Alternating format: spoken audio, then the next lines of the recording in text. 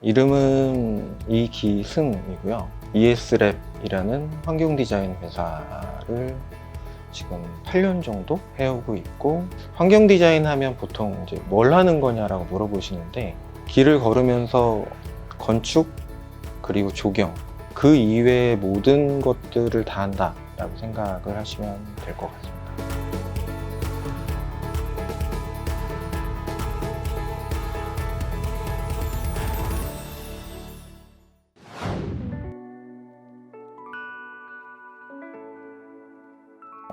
범죄 예방이라고 하거든요. 보통 세프티드라고 하면 범죄 예방 디자인인데, 보통의 경우는 우리가 흔히 말하는 선진국들 기준으로 봤을 때 한 3만 불 정도 내외의 GDP가 만들어졌을 때 안전에 대한 욕구가 상당히 커지는 그런 사회적인 특성이 있습니다. 그래서 우리나라도 세프티드 디자인, 그러니까 범죄 예방 디자인을 본격적으로 막 시작하게 된 게 한 3, 4년 정도 됐는데, 우리나라도 그 시기가 거의 비슷하다라고 생각이 돼요. 그리고 범죄 예방이라는 단어에서 알 수 있다시피, 내가 길을 걸으면서 혹은 어떤 공간을 활용하면서 가장 기본이 되는 요소 중에 하나입니다. 눈비를 피하는 것보다도 어쩌면 더 앞에 있을 수 있는 뭐 건축이든 실내 공간이든 조경 디자인이든 모든 분야에서 목적이 아니라 아주 필수적인 과정이라고 인식하고 지금 다들 그 적용을 시키고 있는 그런 분야입니다. 처음부터 범죄 예방을 생각을 하고 환경 디자인을 한 건 아니에요. 환경 디자인이라는 거의 대부분의 일들이 그 공공발주 사업이기 때문에, 공공발주 사업의 특성상 안전이라는 게 담보되어야 다음 단계가 가능한 컨디션들이 많아서 당연히 자연스럽게 관심을 갖게 되고, 저희도 이제 디자인 개발을 하는 단계에서 그 세프티드라는 요소를 반영하지 않으면 다른 디자인들을 개발하기가 상당히 힘들어지는 그런 상황이 되다 보니까 아주 자연스럽게 하게 된 겁니다. 저희가 특히 이제 건축이랑 비교를 하자면, 저희는 인원을 통제할 수가 없어요. 대상을 80, 90 먹은 어르신부터 2~3살 어린이들까지 모두 다 우리 공공가로를 평등하게 활용을 하고 있기 때문에 타겟을 특정할 수가 없다. 건축은 건축을 지을 때 목적에 따라서 타겟을 예측할 수가 있는 상황이 되는데, 저희는 타겟을 예측을 전혀 할 수가 없고 모든 사람들한테 다 공평하게 그리고 아주 손쉽게 활용할 수 있는 공간이 먼저 돼야 되기 때문에 저희는 제약이 되게 많은 편이에요. 타겟이 너무 넓어서 상당히 방어적으로 될 수밖에 없고, 특정할 수 있는 대상을 대상으로 세프티드를 계획을 하는가, 아니면 정말 불특정 다수를 대상으로 아주 폭넓게 적용해야 되는가, 그게 가장 큰 차이점인 것 같아요. 대상을 특정할 수 없다. 저희는 건축도 물론 심의라는 절차가 존재를 하는데, 디자인 심의 과정 중에 범죄 예방에 관련된 카테고리가 일단 내용이 들어가게 되면 건축보다는 훨씬 더 엄격한 틀에 맞춰서 체크를 받습니다. 일종의 심의라는 절차로. 그래서 저희는 이런 심의 절차를 통해서 상당히 이제 많이 다듬어지고 안전성이 상당히 많이 담보된 범죄 예방 계획을 세우게 되다 보니까 건축보다는 보는 눈들이 많죠. 관리하는 눈들이 상당히 많아서, 그리고 안전이라는 걸 언제나 앞에다가 세워놓고 저희가 모든 계획을 세우기 때문에 세프티드도 건축이랑 아마 그게 가장 차이이고, 저희 분야가 가지는 범죄 예방 디자인 세프티드의 아마 제일 큰 특징 아닐까, 그렇게 생각합니다.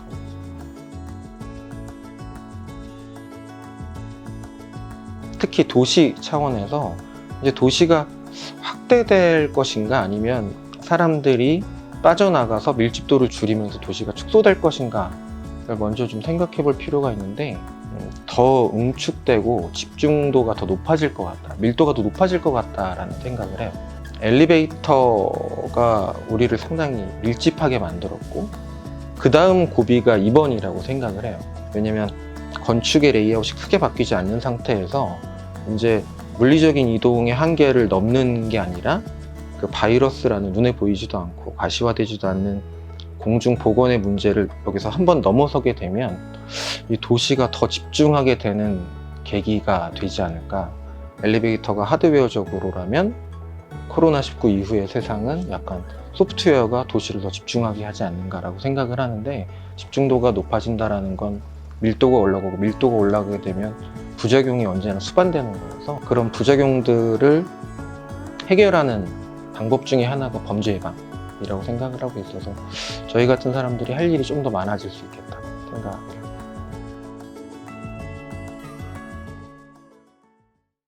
보통 시민분들이죠. 저희 타겟은 불특정한 시민 여러분들이시니까 CCTV에 대해서 상당히 우리나라 분들은 호감을 가지고 계세요. 이것만 있으면 최소한 나는 혹은 내 자녀는 안전할 수 있겠다는 생각을 하고, CCTV에 대한 믿음이 크시니까 이 관공서에서도 뭔가 문제가 생기고 사람들이 불안해한다 하면 CCTV부터 놓을 생각들을 해요. 근데 안전함이라는 건 CCTV가 만들어주는 부분도 있겠지만, 전체적인 공간이 편안하고 아름다워져서 결국 사람들이 많아지면 안전한 것이 되기 때문에, 저를 지켜주는 거는 CCTV라기보다는 같은 공간을 활용하고 있는 옆에 있는 사람들이라고 생각을 하거든요.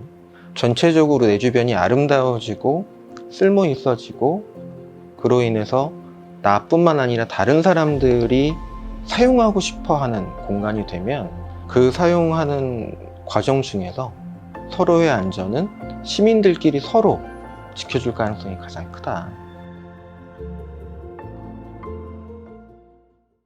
예상치 않았던 결과가 만들어진 적이 있습니다. 그것도 이게 자그마한 것이 아니라 산봉우리에 한 20여 미터가 넘는 대형 전망대가 제 의도와는 아주 다르게 만들어졌어요. 단양군에 있는 어떤 산에 상당히 많은 비용을 들여서 뭔가 임팩트가 있는, 사람들이 호감을 가질 만한 공간을 만든다고 해서 엄청나게 큰 높이가 한 20여 미터에 달걀이 약간 비스듬하게 누워있는 형태의 전망대를 기획을 했죠.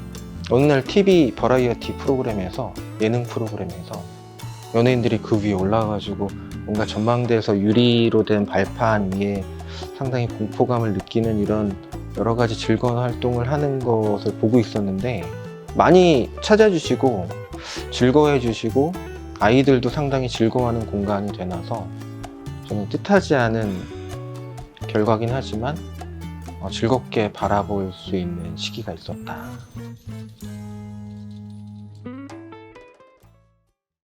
원도심을 좀 살리는 일을 좀 해봤으면 좋겠어요. 예를 들어 서울이라면 종로 쪽이라든지, 요즘에 많이 이슈가 됐던 그 목포의 구도심이라든지, 그리고 환경 디자인이 꽤 그 분야에서 힘을 발휘할 수 있겠다라고 생각을 하고 있고, 앞에서 말씀드렸던 코로나19 이후에 도시가 더 집중이 되려면 도시에 흔히 말하는 여유가 있어야 되는데, 그 여유가 원도심의 그 낮아지는 밀도를 다시 채워넣는 과정 중에서 일부는 만들어질 수 있다고 생각해요. 그래서 원도심을 한번 살려보는데 그런 관련된 프로젝트를 꼭 해보고 싶고, 그쪽에 갖고 있는 많은 사람들이 우려하고 있는 도시가 쇠퇴하는 문제들도 해결할 수 있을 거다라고 생각을 하고, 도시의 부가가치도 그만큼 커질 수 있지 않을까? 우리나라에도 얼마든지 가능성 있는 공간들이 원도심에 많기 때문에 그런 것을 만드는데 한번 참여해보고 싶다.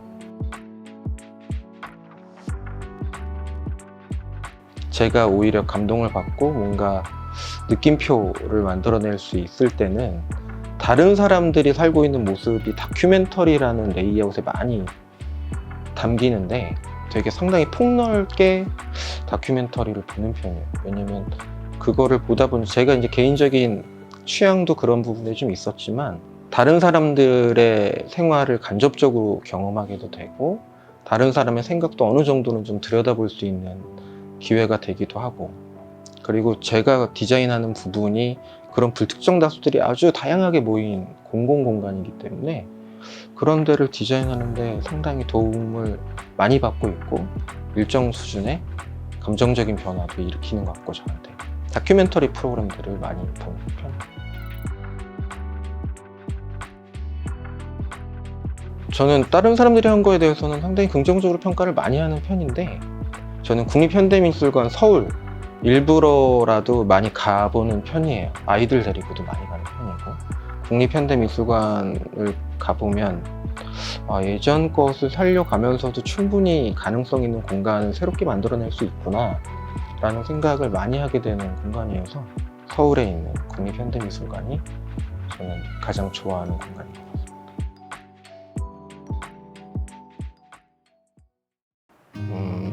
도시 전문가도 아니고 건축 전문가는 더더욱이 아니기 때문에 앞으로 이렇게 될 것이다 라고 예측하기가 상당히 조심스럽긴 한데, 여러 가지 추이들을 봤을 때 한 30년 정도 저는 우리나라에서 서울 정도가 남지 않을까, 도시 중에 라고 생각을 해요.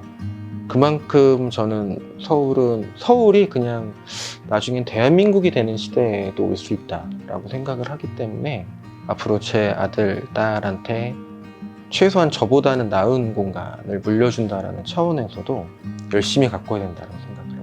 그래서 저도 공공공간에서 여러 가지 디자인을 할 때 나름대로 최선의 결과를 얻으려고 노력을 하는 편이고, 지금도 서울시에 관련된 일을 여러 가지를 하고 있어요. 그래서 서울시가 여러 가지 진행하는 걸 보면 긍정적일 때도 있고 부정적일 때도 있지만 전반적인 방향은 크게 틀리지 않다. 우리나라가 곧 서울이 우리나라가 되는 상황을 저는 머릿속에 좀 담고 있는 편이어서, 그렇게 의미가 확장될 수 있는 서울을 만들어 가는데 저지만 이 방송을 보고 계신 모든 분들이 조금씩 힘을 좀 보태주셨으면 좋겠다라고 생각을 하고 있습니다.